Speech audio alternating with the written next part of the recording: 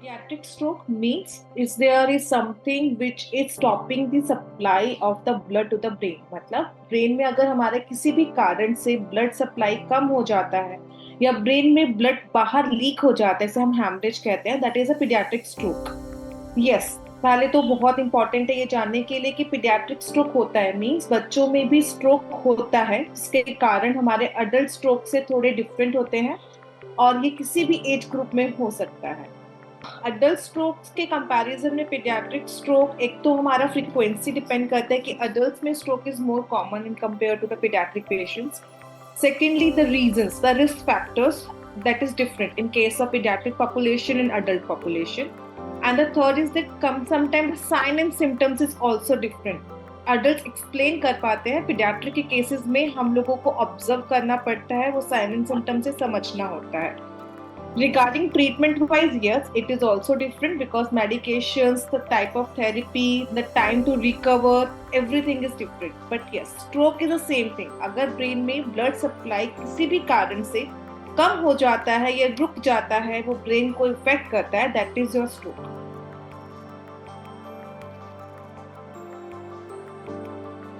Paediatric stroke किसी भी age group में हो सकता है, starting from the day one of life से लेके 18 ईयर्स ऑफ एज तक। At any as of group paediatric stroke can happen. Second thing, हमारा जो होता है मोस्टली जो अफेक्टेड होते हैं बच्चे, वो होते हैं जो 1 महीने से कम की एज के होते हैं या फिर around 3 to 5 years of as.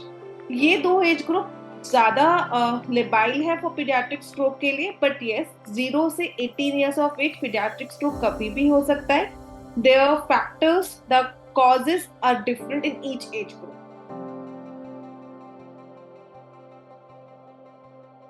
जैसे मैंने आपको बताया कि हमारे पीडियाट्रिक स्ट्रोक की मोस्ट लेबाइल एज ग्रुप जो होती है वो होता है या तो less than 1 month of age most commonly, या फिर around 3 to 5 years of age. According to the age group उनके अपने पॉजिटिव फैक्टर्स और रिस्क फैक्टर्स होते हैं।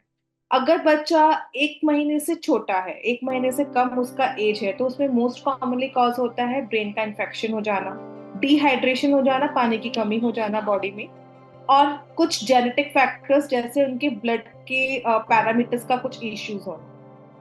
जो ये एज ग्रुप होता है 3 to 5 ईयर्स, अगेन इसमें मोस्ट कॉमन कॉज होता है डिहाइड्रेशन, अनीमिया, हीमोग्लोबिन का कमी होना, ब्लड इश्यूज लाइक या तो ब्लड में जो हमारे आरबीसीज होते हैं उनकी शेप कुछ चेंज हो जाती है, जैसे सिकल सेल अनीमिया में, जो उनको प्रॉन कर देता है कि वो आरबीसीज क्लम्प हो जाती है नसों में और उसके बाद वो ब्लड के प्रवाह को रोक देती है। या फिर हमारा हो सकता है अगेन जेनेटिक फैक्टर्स, जिसके केस में हमारा ब्लड बहुत ज्यादा थिक हो जाता है, जिसकी वजह से वो अगेन ब्लड वेसल्स में अच्छे से पास नहीं हो पाता है और जहाँ पे ब्रेन में प्रॉपरली ब्लड की सप्लाई नहीं हो पाती। या फिर ब्रेन हमारा जो ब्लड है वो बहुत ही ज्यादा लिक्विफाई हो जाए, बहुत ही ज्यादा पतला हो जाए कि वो इजीली ब्लीड करने लगता है और हमारा इंटरनल मैकेनिज्म उस ब्लड को जो फ्लो कर रहा है, जो लीक कर रहा है, उसको रोक नहीं पाता है।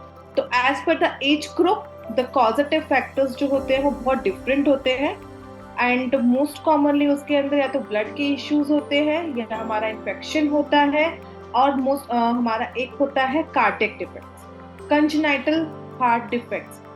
जिन लोगों को हार्ट के इश्यूज होते हैं वो केसेस में पीडियाट्रिक स्ट्रोक होने के चांसेस उन बच्चों में काफी हाई होते हैं।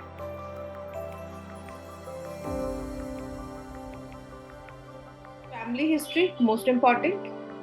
सेकेंड है genetic conditions.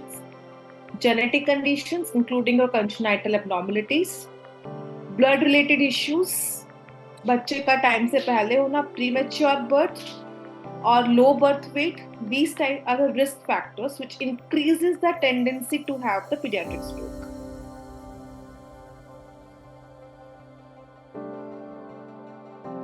Depending upon the extent of damage to the brain, the causative factor, the type of therapy is given, the time of starting the management, and again the type of total management given to the child, a child from pediatric stroke can recover fully. पूरा recover हो जाते हैं बच्चे paediatric stroke में अगर हम लोग उनको टाइमली इंटरवेंशन दें, एक करेक्ट मैनेजमेंट अप्रोच रखा जाए तो इस केसेस में पीडियाट्रिक स्ट्रोक में हम लोग बोलते हैं time is brain. This means like जितने अच्छे से और जितना टाइमली आप ट्रीटमेंट स्टार्ट कर देंगे, उतना ही अच्छा बच्चे का आगे प्रोग्नोसिस मीन्स रिकवर करने के चांसेस अच्छे रहेंगे। जैसे मेरे पास दो पेशेंट्स हैं, they have the stroke, age is around 10 years, vitamin B12 deficiency, level of hemoglobin is around 4 to 5. The child has hemorrhagic stroke and they are completely ambulating now without any neurological deficit.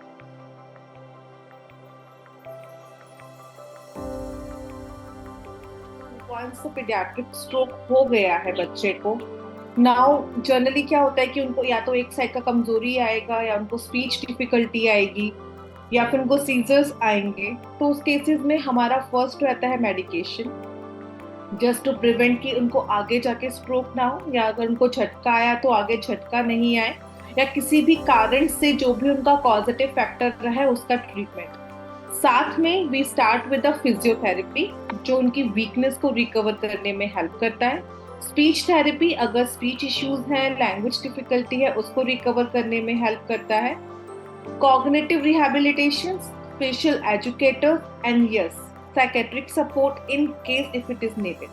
तो all these therapies और एक full holistic approach जो रहता है, वो बच्चे को recover होने में हेल्प करता है।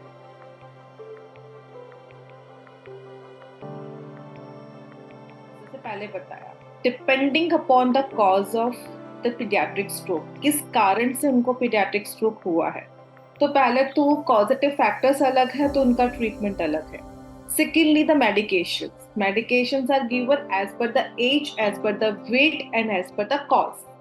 Third is rehabilitation. बच्चे के डेवलपमेंट में कितना हेल्प करेगा उस पर डिपेंड करता है। जैसे मैंने पहले बताया कि मेरे पास एक गर्ल आई थी, she is around 10 to 12 years old girl, around 12 to 13 years old girl, yes. She was having menorrhagia, मतलब उसको मेंसेस में बहुत ज्यादा ब्लड फ्लो हो रहा था, and suddenly one day she notice कि उसकी एक साइड पे वीकनेस आ गया है। जब हमने बच्चे को देखा, उसका एमआरआई कराया, डेफिनेटली पूरा one side of brain affected था, हीमोग्लोबिन बहुत कम था, विटामिन बी 12 का डेफिशिएंसी था। एंड जब विटामिन बी 12 डेफिशिएंसी को करेक्ट किया गया, स्ट्रोक स्पेसिफिक मेडिकेशन स्टार्ट की गई along with the physiotherapy. Now after 4 months of treatment, बच्चा पूरा एम्बुलेटिंग है, मीन्स बच्चा अच्छे से चल रहा है, प्रॉपरली बात कर रहा है, अपनी school activities, daily routine activities उसने रिज्यूम कर ली है।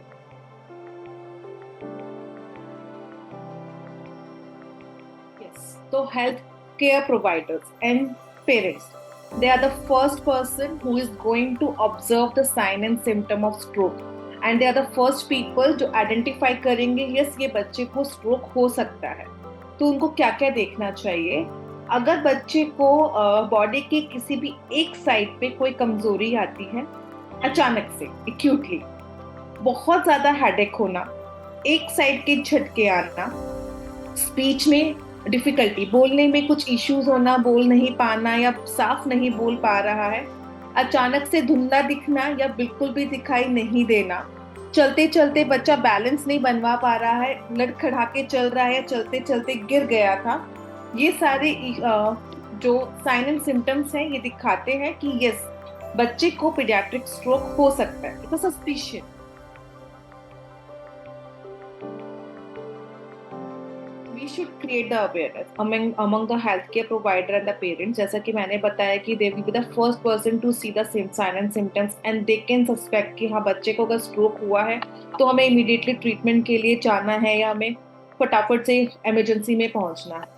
So most important is the health care provider education, उनको ट्रेन करना, उनको एजुकेट करना regarding the sign and symptoms, what can be the next step. अगर पेशेंट ऐसा सिम्टम्स लेके आ रहा है तो फर्स्ट स्टेप क्या लेना है, एडमिट करके फर्स्ट हमें न्यूरो इमेजिंग करना है, क्या हमें ब्लड टेस्ट सेंड करने हैं, डॉक्टर को इन्फॉर्म करना है। तो this should be like a health care, जो होंगे हमारे हेल्थ केयर प्रोवाइडर, उनको एजुकेट करना, उनको अवेयर करना, उनको ट्रेन करना।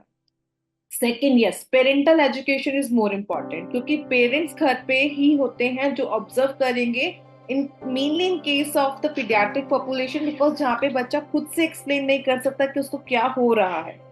So yes, again same, parental education same. क्या ऑब्जर्व करना है, क्या तुम्हारे डेंजर साइंस हैं, क्या रेड फ्लैग्स हैं, इसको देखते ही एग्जैक्टली करना क्या है. तो पेरेंट्स एजुकेशन. तो इन केस में parental education, health care provider का एजुकेशन एंड ट्रेनिंग, तो these two should be included so that we can create awareness regarding the pediatrics. उसमें public awareness camping जो होगा, that will play a very important role, क्योंकि बहुत लोगों को अभी तक भी नहीं पता है कि बच्चों में स्ट्रोक हो सकता है.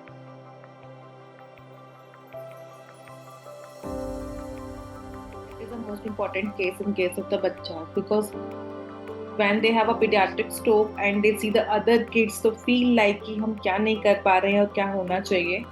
तो उस केस में सबसे इम्पॉर्टेंट है कि पेरेंट्स को ये समझना कि पीडियाट्रिक स्ट्रोक से फुली रिकवर हो सकते हैं. पीडियाट्रिक स्ट्रोक को हम ट्रीट कर सकते हैं. उसके केस में पेरेंट्स को पहले तो ये बहुत अंडरस्टैंडिंग और पेशेंस रखना पड़ेगा कि फिजियोथेरेपी, स्पीच थेरेपी और बच्चे का स्पेशल एजुकेटर डिपेंडिंग कि अगर पेशेंट का कॉग्निशन इफेक्ट हुआ है तो, और अगर कोई सोशल डिफिकल्टीज आ रही हैं तो उसके लिए पहले तो पेरेंट्स को हमें रेडी करना पड़ेगा, जिससे वो बच्चे के लिए एक इमोशनल और एक सोशल वेलबींग का एक एटमॉस्फेयर बना सके. उनको एक इमोशनल, इसको साइकोलॉजिकल सपोर्ट दे अपने बच्चे को. साथ बाय साथ खुद को भी उनको एजुकेट करना होगा कि घर पे उन्हें क्या क्या बच्चे के साथ प्रैक्टिस करना है, जिससे बच्चे का कॉन्फिडेंस और उसका emotional aspect affect. Special counselling होना, फैमिली थेरेपी होना, एंड मेनली तो साइकोलॉजिकल काउंसलिंग होना पेरेंट्स का, इट्स वेरी इंपॉर्टेंट.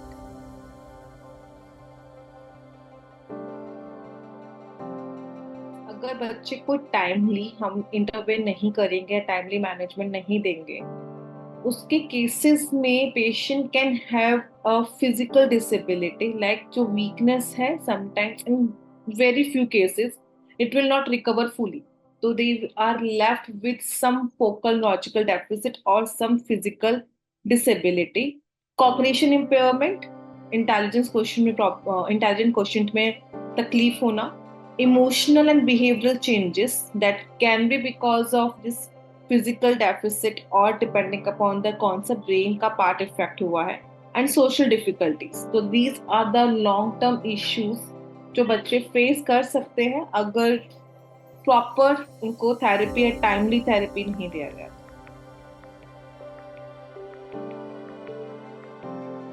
मैंने भी बताया था कि pediatric stroke का treatment is like a multidisciplinary approach. So that include your pediatric neurologist, your pediatrician, your physiotherapist, speech therapist, your special educator, psychologist, and most importantly parents. Without the parental support or without the parents' involvement, yes, हम एक multidisciplinary approach के साथ ही बच्चे को paediatric stroke से fully recover करने में help कर सकते हैं.